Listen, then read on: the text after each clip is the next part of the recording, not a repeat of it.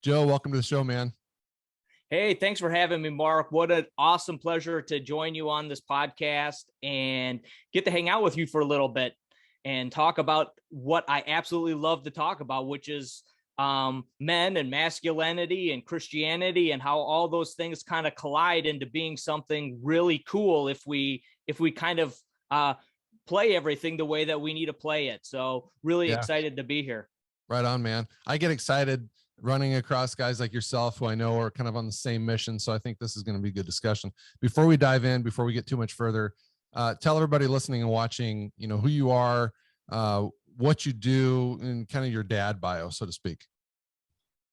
Yeah, so been playing around here doing podcasting and stuff for quite a while. I think 5 years. I got close to 250 episodes under my belt, and that really came out of a time kind of when the whole, we'll get into talking about my book here soon, but I grew up in the church and grew up with some great parents, ended up on the mission field when I was like between 18 and 20, which had a profound change that took place in my life, spending some time in a third world country and really getting a view of what the world looks like compared to what the lower middle class kid growing up in the church had dealt with, and then leapt back into this crazy country that we live in.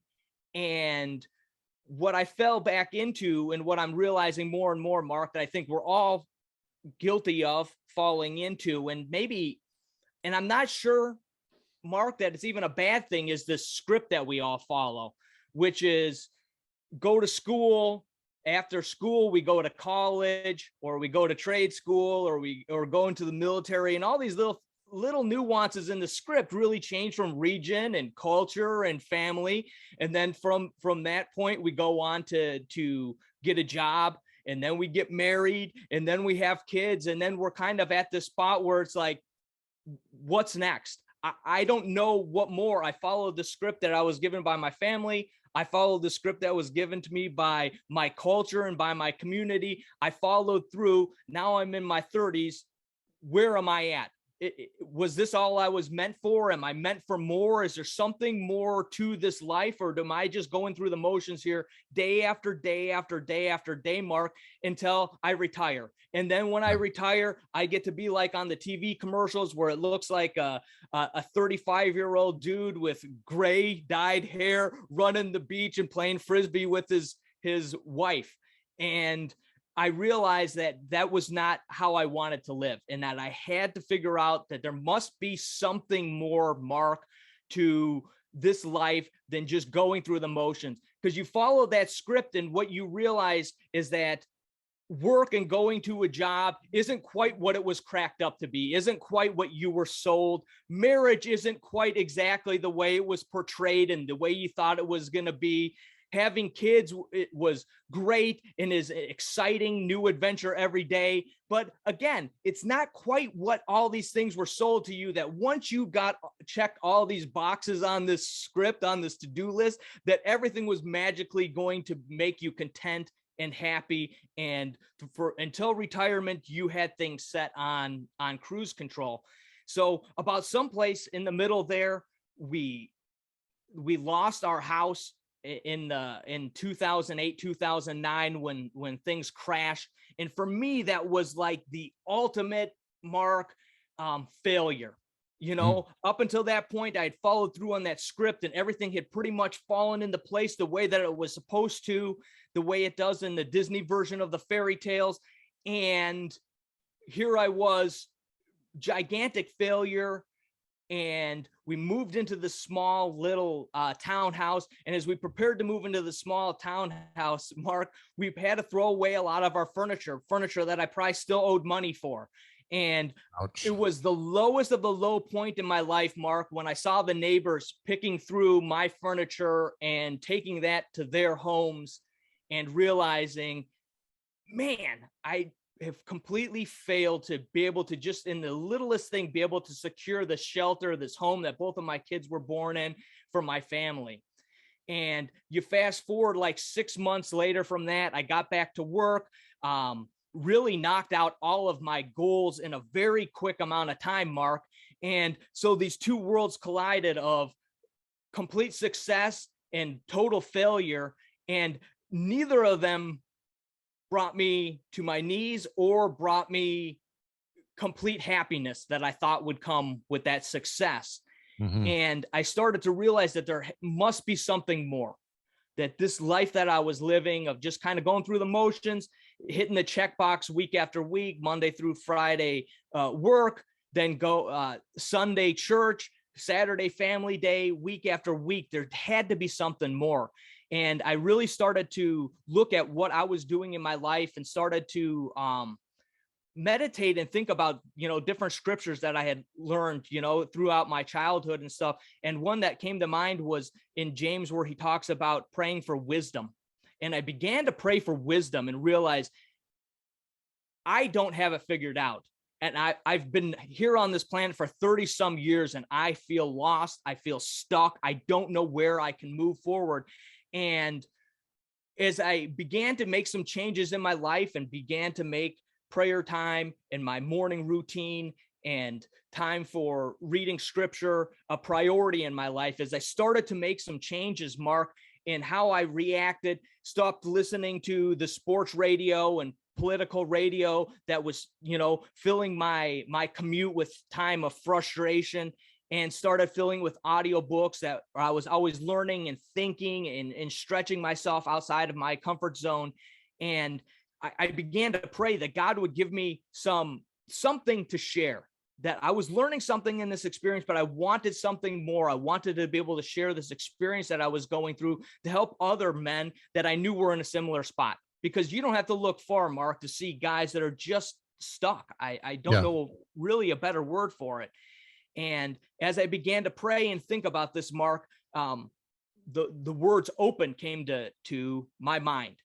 And I began to play this out in my mind and go back and forth as I prayed and thought about this idea of being open. And I realized that a lot of the changes that were taking place very rapidly in my life were because I had opened my mind. And then as I began to flush out these ideas, I came up with 6 distinct ideas. And it was open your mind, open your eyes, open your ears, open your mouth, open your heart, and open your arms. And that really became the basis of this idea that ended up being a book years and years later, but was where my original podcast, Ever Vigilant, was born out of those 6 principles. Wow. You just unpacked a lot there. And this is why I'm so excited to dive into this discussion, because so much of what you just described does capture or paint a picture of so many men out there, including myself. I can relate to a lot of what you just talked about. Your mission speaks to where I was in my, I guess, late 20s. Up until then, I had always had a mission in life, graduate high school, then graduate college. And I got married really young. My wife and I got married when we were 19, and we were parents by the time we were 19, almost 20. And so in college, I was already married with a family. And so the goal of graduating college and then getting a good job was like priority number 1. That's like all I was focused on. And then when I achieved it, graduated college, I got a good job, we were able to buy a house. Then it's like, okay, now what? I kind of settled into this, like I plateaued, so to speak. I settled into this comfort zone, outside of providing for my family and being a good husband, which are extremely important, obviously. That's sort of where it stopped for me. I felt like I had reached my goal. I'd settled into a comfortable spot of just kind of living and providing, which again are very important, but I wasn't striving for anything greater. And I wasn't leading my family in the ways of the Lord, for sure. I wasn't even living my own life as a Christian. I wasn't a bad dude, but we weren't going to church every Sunday. I wasn't living life according to scripture, wasn't leading my family in that direction. So again, I get excited to talk to men like yourself who are sort of on the same mission as I am, again, to help guys recognize the greater roles and responsibilities of being a husband and a father and leading families to something greater than the world has to offer. So, yeah, but the life I just described, well, again, not a bad one. It's not the one that leads to growth. And, you know the saying, if you're not growing, you're dying. right? So I think we still see a lot of guys stuck, like you said, in society, guys who are feeling lost, who live without a roadmap, so to speak. Excuse me. And I think some guys realize this, but most don't. Yep. And that's why you're here. You guys, you help men overcome this feeling of being stuck. So lay it on us, man. You already kind of unpacked the 6 principles in your book, and the name of your book is Open. But what do guys need to know about, the dangers of living a life feeling stuck, lost, or uncertain? Yeah, Mark, it's good to hear. You always feel like you're in good company when you're like, see, I wasn't the only one that felt that way, that kind of came to that I describe it in my book as like, I came to the edge of a cliff and it was like, is this it? Is this all I can do? And I remember having that thought in my mind one day as I was like, is this it? Is this really it? And I kind of came to the conclusion that day that, you know what? Yeah, this is it. I chose my lot in life. I chose my career. I chose my wife. We had our kids. This is kind of it. And it was a real point of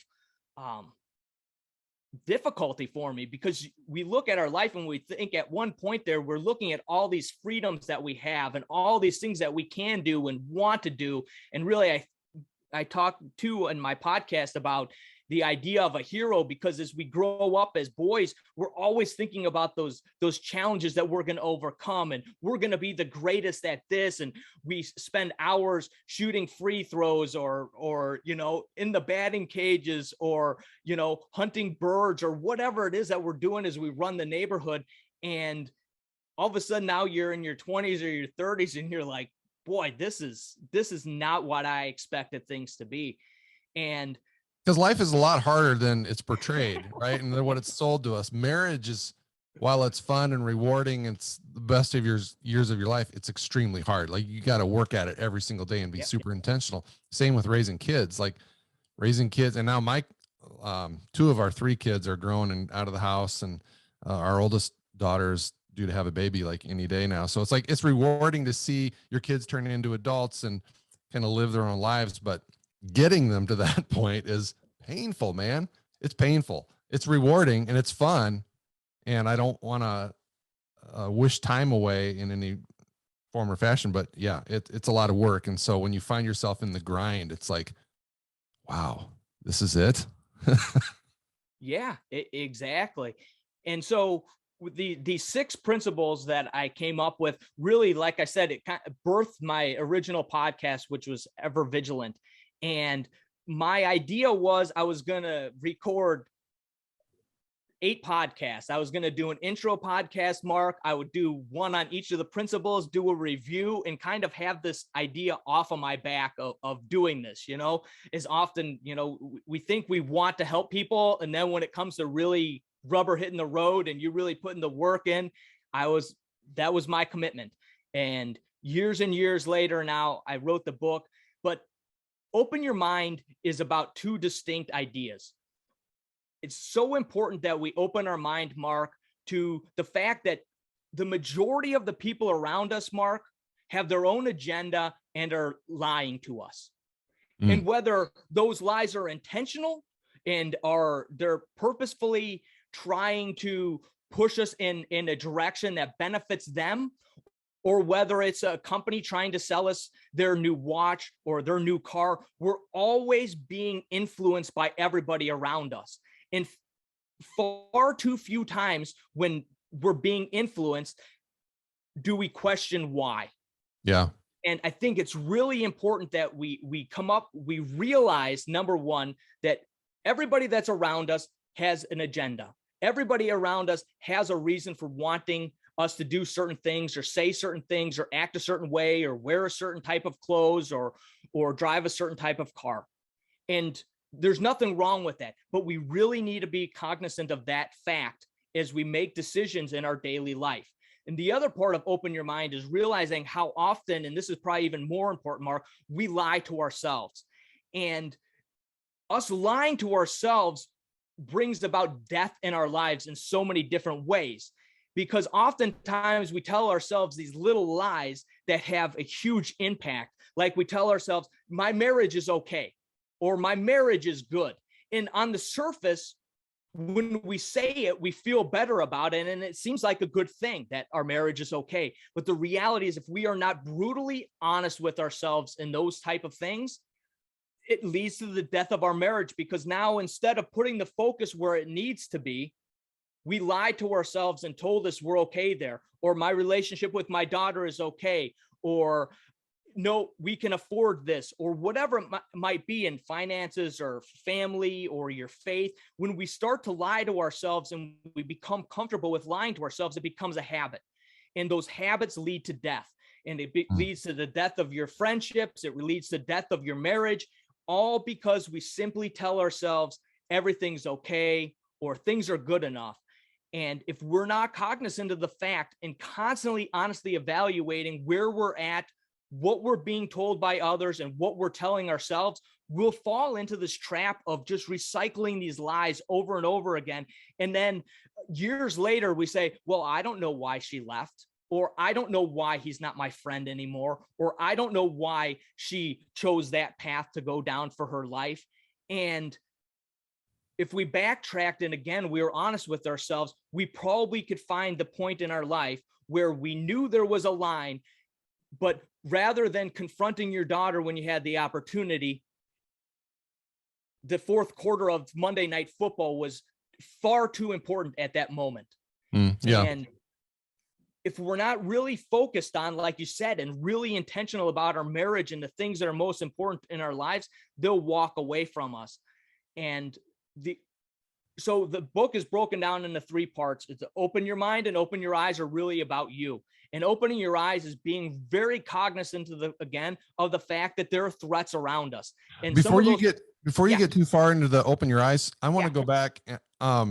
Your opening story about when you guys lost your house and you lost your furniture and you were looking at your neighbors go through your stuff, like that right there was a lie that you were living. Your success metrics were based on the things that you had. And while it sucks to lose that stuff and it was painful, I'm sure, your value as a man and a husband and a father should not be based on the stuff that was in your yard that you had to get rid of. Because I'm sure that you've overcome that now. You've replaced that stuff. It's just stuff, right? And when you die, you can't take it with you. So that stuff, it's not important in the big picture. So that's one lie that we're being told. We get caught up in the comparison game of social media, right? And like, well, that guy's doing this and he's got this and he's got this good looking gal on his side. It's like, and then you look at your own life and you compare and then you feel less than. So like, and then you look at all the lies that were being sold by the media through big tech, the narrative that's out there. Just go down the list of all the lies that were being sold every day. And it's so easy to, I do need that. Yeah, I do need to go buy this thing that I can't afford to make myself feel better. Like those are all lies. So I wanted to point that out and call that out before you got too much further. No, you're exactly right. And if we're not brutally honest with ourselves about that stuff, like you're saying, Mark, it just one lie stacks on top of the other lie, stacks on top of the other lie, stacks on top of the other lie. And before you know it, you have this life that's just built on top of a foundation of lies.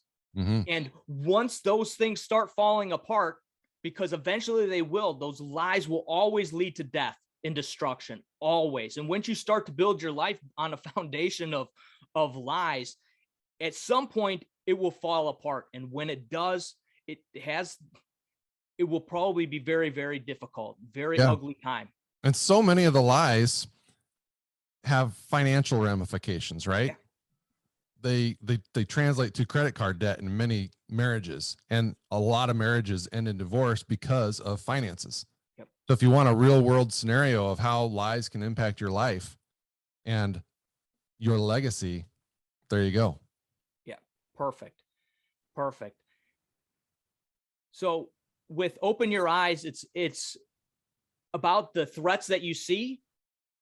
And sometimes that's outside physical threats, Mark, knowing your neighborhood, knowing who lives down the street, being able to know what your kids are into, being able to feel that you are set up as good as you can to protect your family, because it's at the end of the day, that's your responsibility. And amen. Also at the same time, keeping an eye out for the things in your life that are pulling you in the wrong direction, which for us right now in this day and age in which we live is really boils down to social media. And like you said, it becomes that comparison game, and you're comparing your everyday life to some dude's highlight reel. Of course, you're going to feel like things aren't going well for you. Of course, you're going to feel like somebody else has got everything figured out, or somebody else is better than you at almost everything. But it's all perception. And that guy's got his agenda and his thing that he's trying to sell, his idea that he's of what he wants to put forth to you. So again, it falls back to that idea of being surrounded by lies, and it's devastating. Mm-hmm. Yeah. I mean, you have to be continually auditing your life, right? Look at all the habits that you may be, that may be part of your life. If you're going out with the buddies, do you know when to say when, or you may be drinking a little too much? Who are you hanging out with in the office? Are they appropriate relationships? And it's really easy to convince yourself that it's okay, but a lot of those situations can take you down a dangerous path. Yeah. Just keeping your eyes open and being self-aware. I think that's a key point. Exactly. And then we go into kind of the bridge, and the bridge is the first two principles are about you and your life. The last two principles are about your family. And then outside of that, the extended your tribe. And in the middle, we have open your ears and open your mouth, and two very distinct ends of the spectrum. I mean, two ideas that really contradict one another. And I tell a story in Open Your Ears that's about my son. And it was really an eye-opening moment. It was right when I was kind of sorting these ideas of the open principles out in my mind. And we were getting him, he was probably 4 at the time, and I was kneeling down on the floor, and I was getting his little jacket zipped up so we could go out on that fall afternoon to go get lunch.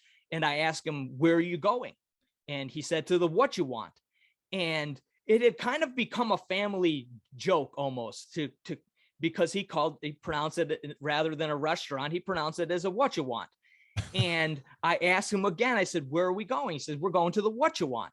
And, we had been teasing him about it, and it kind of become a family joke for quite some time. And as I was kneeling down there, I said, "Hey, you know what, bud? Why do you call it a What You Want?" And he looked at me and he said, "Because that's what the lady says, Dad. She says, 'What you want.'" And I remember thinking how valuable of a lesson was at that moment, because here I was thinking he was saying something wrong. In reality, What You Want is probably a better name for it than the restaurant. And until I asked the question and listened to his answer, I had no idea what he was trying to say or why he was trying to say it that way. And it really... He just made an incorrect assumption. Exactly. And it was easily corrected if we wanted to, but it was pretty cute watching that 4-year-old continue to call it a What You Want. But having that moment with him, and not just figuring in my mind that he was just wrong, he didn't know how to pronounce it, he's just a little boy, give him some space. That simple question and that simple answer opened up my eyes to the fact that, wow, this is, if I listen to what people say rather than assume that I know what they're going to say, there will be a much different outcome often in these conversations. And it really opened up the idea of hearing versus listening. And normally we ask questions assuming that we know the answer. And in fact, most of the time when we ask a question, we're fairly certain, and to the point where we already have our response in the back of our mind of what we're going to say. And it's very difficult to have real communication or build rapport, build relationships, build trust with other people when you're not really listening to what they say, when you're not really asking the questions to dig deep enough to understand where they're coming from, why they believe what they believe. I really think that there's a trick to digging deeper within people that we don't agree with. And we live in such a fractured culture right now of one direction or the other direction that it's very difficult for us to even get in a place where we can begin to ask why people think that, or where are you coming from, or what happened in your life, or what were you taught in your life, or who have you listened to that got you to that point to believe what you believe. And I think the more curious that we can get, Mark, the more that we can be honestly curious about what makes people tick, or why they think the things they do, or why they really believe the things they believe.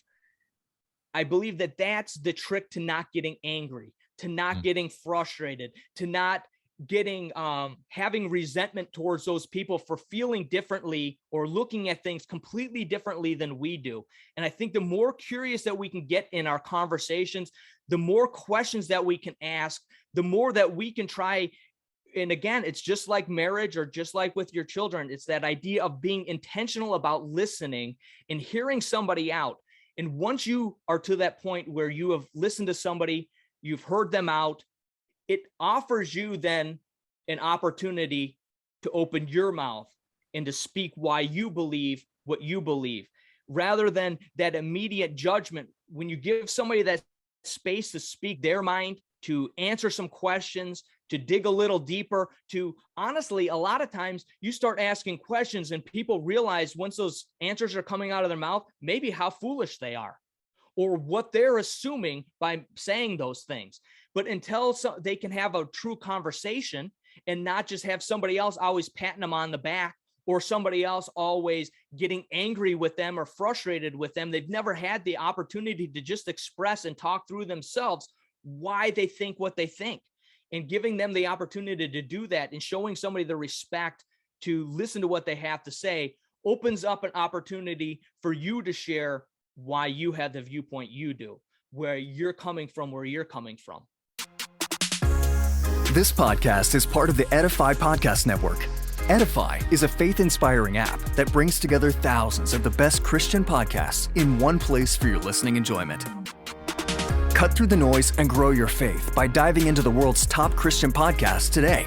Download the Edify app for free from the App Store or Google Play, or by going to edify.app. That's edifi.app.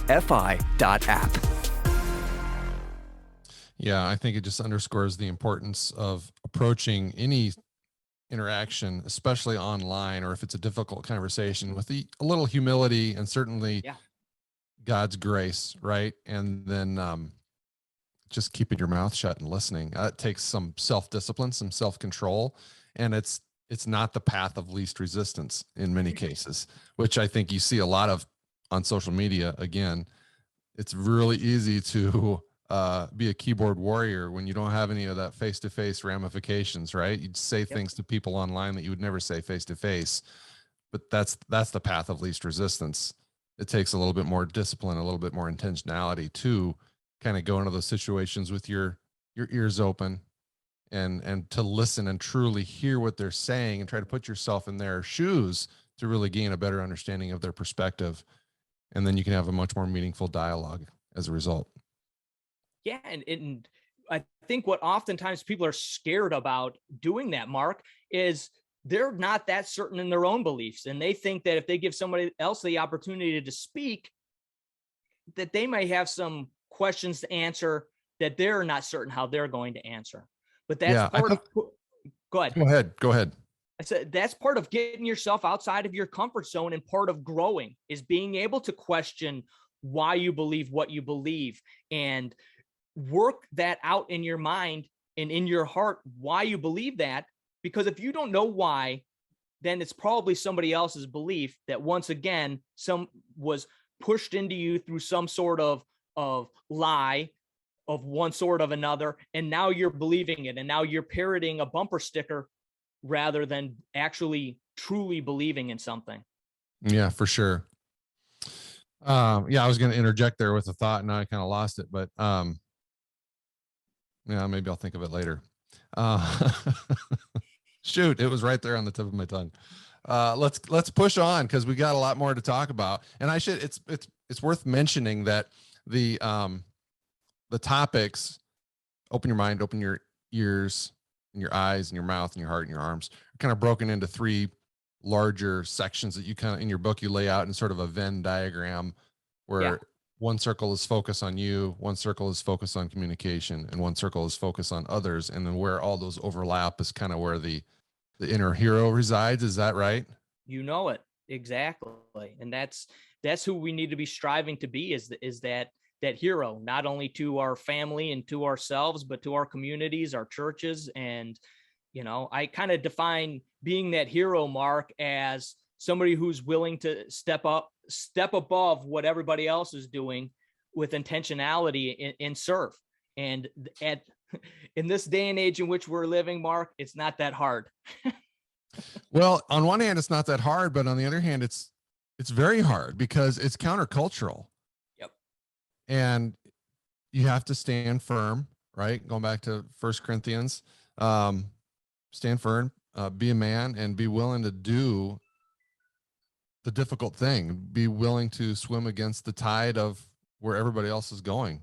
So, again, going back to the idea of getting sucked into the lies of how we should be living our lives that are in many times counterintuitive to what God has for our lives. Oh, for sure. So yeah, it's like when you talk about it in black and white terms, it's like, yeah, these are the things we need to do. It seems pretty easy, but applying it in your life can be kind of hard.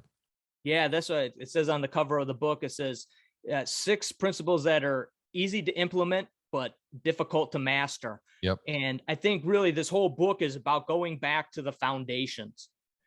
Just like when spring training starting up in baseball, it's catching and hitting and all the simple fundamentals. But if you don't have those set in stone, if you're not competent there, if you don't have something to build off of, you're going to make it really difficult to move forward from there. So this book is said about the fundamentals, about the foundation, the basics, the core of who we are, how we communicate, and then our people, really. So then from open your mouth, I think is really about the responsibility that we have in speaking. And unlike most things, there's such a drastic difference between what we can do when we open our mouths one moment and what we can do another moment. We can build people up and build such love and such trust and so many good things in one sense, but in the next moment, we can cause so much destruction and so many difficulties and so much hate in the next moment out of exactly the same mouth and out of the exact same human. And I really think that it's important that we weigh and measure how we speak, when we speak, and what we're speaking about. And I really talk about in that chapter about being very clear on what it is that we're trying to say and shorten it up and be brief. There's a lot of times wasted in meetings these days of people that don't know what they need to talk about. So they just rattle on and on and on and on and on. Preach. And nothing ever comes out of it. And it's just kind of a thing that is done because, hey, we need to do this every week or every day or, once a month. And I think that the more clear we can be on and defined on what we want to say and understand why we're saying it and how we can be very, very clear in what we're saying. And of course, then it goes back to listening and back to talking, and these two work together. But I think that it's very important that in the book, I mentioned that, with great power comes great responsibility, that great quote from Stan Lee that we can put on so many different areas. And I think that that's the key to opening our mouth. We can cause so much devastation in such a short amount of time that we need to be very careful with how we use it. Yeah.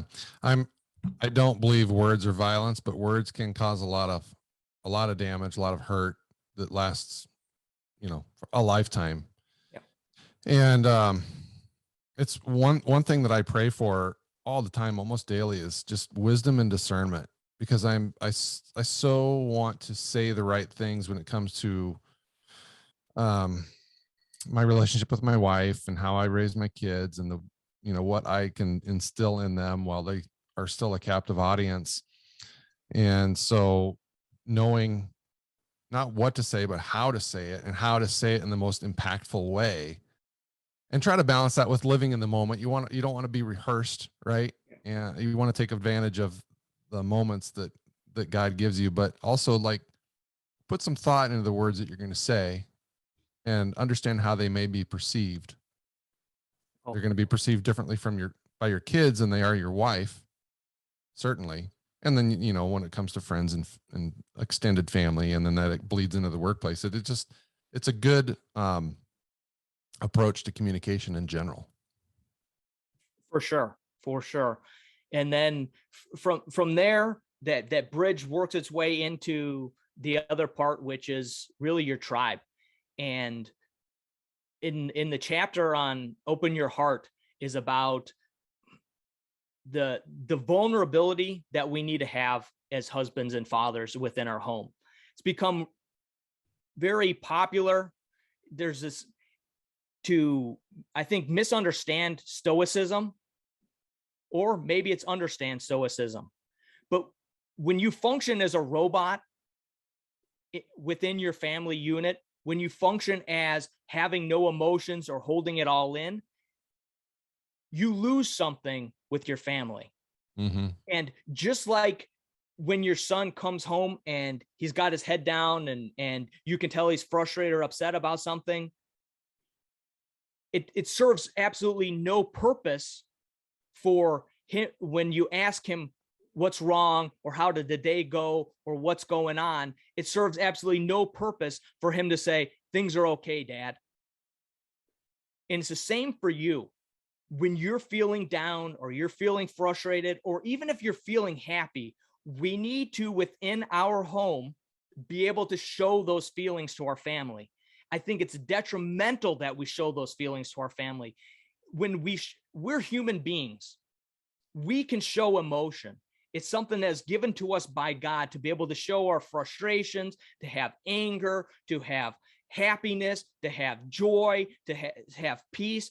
All of these things are beautiful emotions that God has given us. Of course, we can distort them and we can use them in wrong ways, but in their purest form, they are good. And they bring a lot of human connection along with those emotions because they're distinctly us. They're distinctly human emotions. So when you come home and you're frustrated and your son asks you what's going on, I think we need to share that. When you come home and you're happy and you got a big smile on your face, I think it's important that we share that. Maybe you're singing a song, or maybe you're doing your little dance or whatever.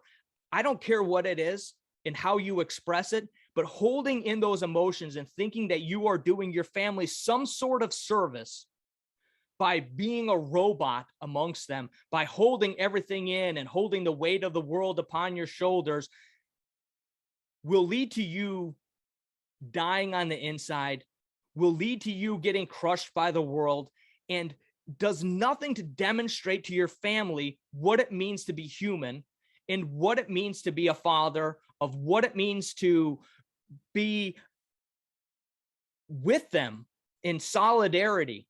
And it's not just you in solidarity with your son when he wins a baseball game. It's not just you being in solidarity with your wife when you go to a function with her at work. It's being in solidarity with your family at all times. And I think when we're holding a piece of ourselves back, we're not truly being in solidarity. We're not being truthful. We're not being honest. We're not being who we were meant to be around our family.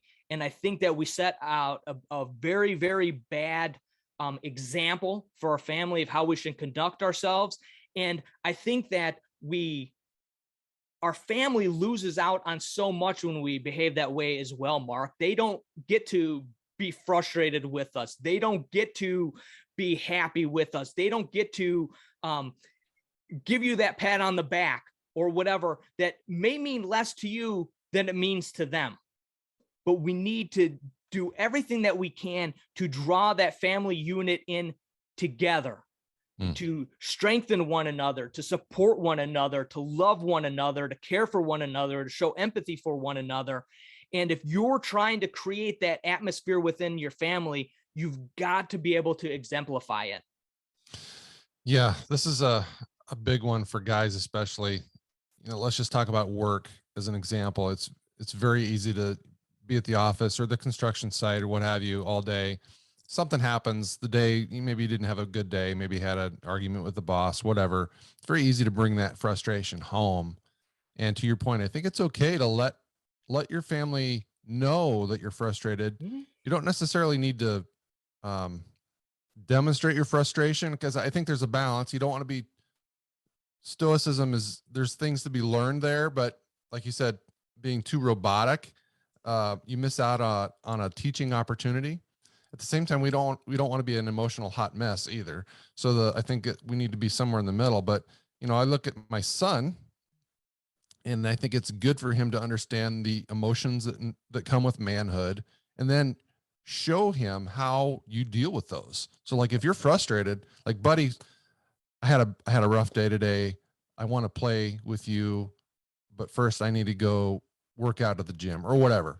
And here's why, because I had a bad day and I need to go take some frustration out on the weights.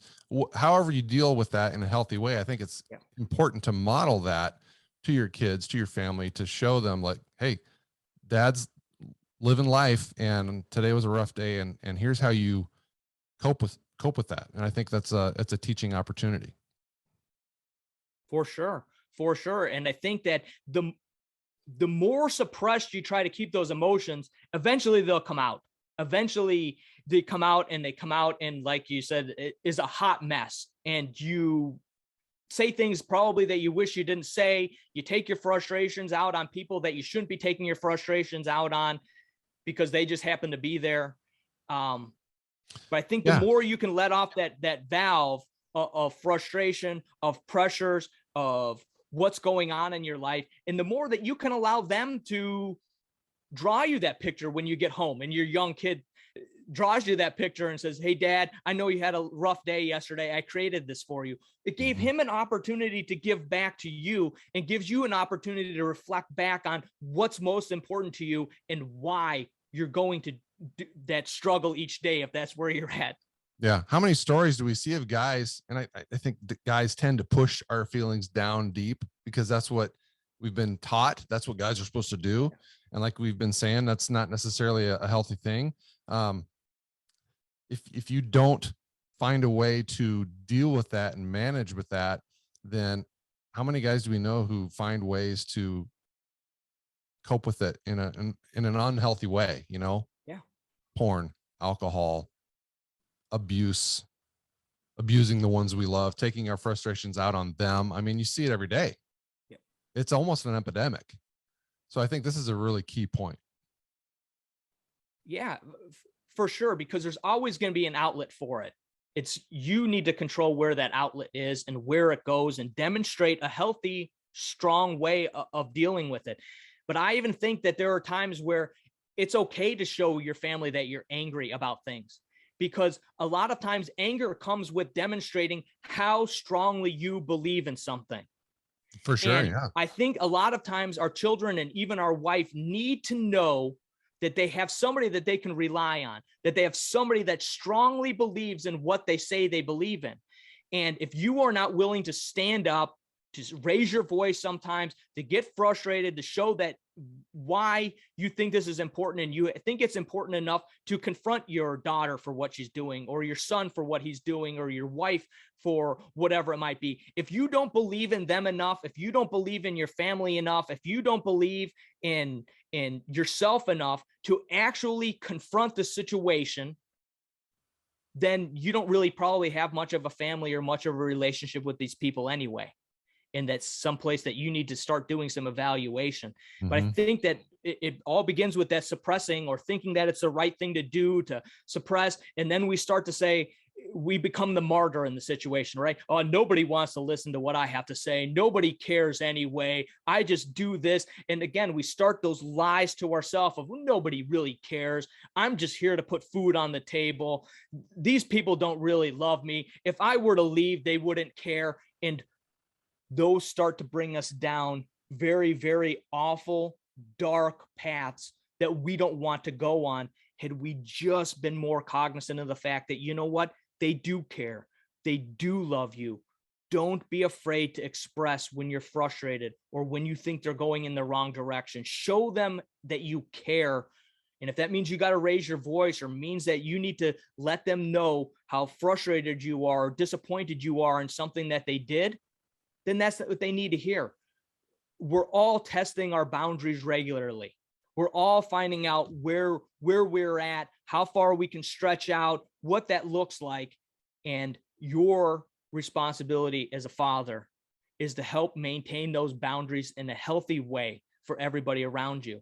And if you don't believe enough in helping them and directing them and maybe showing them that you're frustrated or you're disappointed or that even you're angry about something that they did or something that they said or the way that they're treating somebody else, then it sets a precedent that you don't really care, that it's not very important to you. And that's really the opposite of what we're trying to do as fathers and trying to guide and direct and coach and challenge and encourage our children to go in a certain direction. And I think it's a balancing act, like you said, but it's one that we need to be brave enough to embark on. Mm-hmm. For sure.